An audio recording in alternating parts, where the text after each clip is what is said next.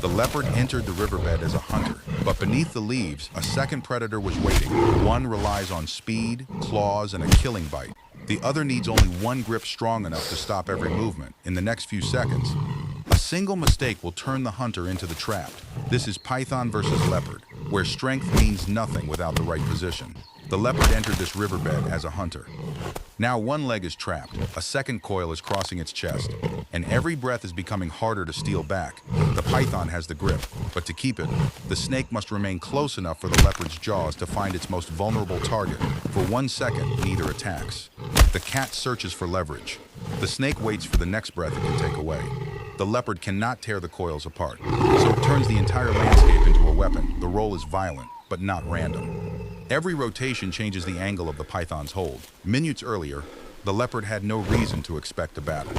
It was following movement through the leaves and stepping toward an animal built to disappear. The python's camouflage does not make it invisible. It makes recognition arrive a little too late.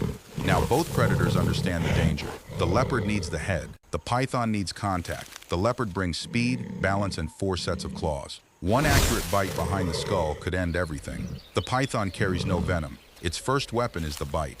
Its real weapon begins moving after the jaws make contact. The leopard circles for an opening. The python turns with it, refusing to expose the head for even a moment. The first attack is a test. The python strikes the paw, but the target is already moving away. Watch the leopard's weight. It retreats before the python reaches full extension. Centimeters separate information from injury, the python adjusts. A lower launch hides the beginning of the next strike and shortens the leopard's reaction time. The left paw is not the real attack. It is a question, and the python answers by turning the wrong way. The right paw lands with force. But touching the neck is not the same as controlling the head. In slow motion, the weakness becomes clear. The leopard makes contact, yet the python still has room to move. The counterattack comes from below. The jaws close around the foreleg, and for the first time, the leopard cannot choose where to place its paw. The bite lasts only moments, but while the leopard fights the head, the python's body is already arriving. The jaws release. The coil does not. One trapped leg begins to dismantle the leopard's greatest advantage: balance. The leopard is still dangerous, but every movement now depends on 3 stable limbs instead of 4. The cat attacks the upper body and comes close to the position it needs. The python's answer is not strength alone, it is rotation. By twisting instead of pulling backward, the python forces the leopard to adjust. That tiny adjustment frees the head. The snake's body climbs toward the shoulder. The leopard tries to escape sideways, but the trapped leg turns speed into instability. The fallen tree stops the cat. The collision gives the python the second point of control it has been searching for. This pause is more dangerous than it looks. The leopard is breathing. The python is measuring every movement of the ribs. The hind legs strike with enormous force. The claws damage the grip, but they cannot reach the head that controls it. The leopard bites the coil across its chest. It can hurt the python here, but the thickest part of the body is built to endure pressure. The python tightens as the leopard exhales. It does not need to crush the cat instantly. It only needs to leave less room for the next breath. Then the leopard stops fighting the snake directly. It searches for something the python cannot wrap around: the ground itself. Both hind legs drive into the fallen trunk. The leopard converts one final burst of strength into rotation. They roll downhill together. The python still has contact, but contact is no longer control. Now the change is visible. Sand enters the loop, the angle opens, and the trapped paw begins to slide free.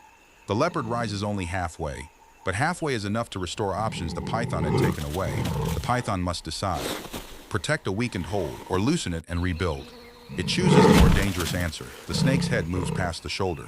The leopard turns inside the shrinking space, and its jaws close behind the skull. At full speed, the counterbite is almost invisible. In slow motion, it becomes a lesson in timing, position, and one final open angle. The python contracts once more. Then one coil opens. Another follows. The trapped leg is free. The battle could continue. But both animals now understand the cost of one more mistake. The python returns to cover. The leopard leaves with a damaged leg and no desire to follow. There is no easy victory here. Only 2 predators that survived long enough to walk away. The leopard had the stronger bite, sharper claws, and greater speed. The python had concealment, patience, and the ability to turn one successful contact into a full-body trap. The fight changed when the leopard lost one front leg. It changed again when the second coil crossed its chest. But the python's greatest strength created its greatest risk. To maintain the grip, it had to remain close. And once its head entered biting range, The leopard needed only one accurate counterattack. The python came close to stopping one of the forest's most capable predators, close but not close enough. Which weapon impressed you more? The python's crushing grip or the leopard's claws and precision bite? Tell us in the comments. Like the video, follow Hidden Wildlife and subscribe for more slow-motion battles, survival strategies, and extraordinary encounters from the wild.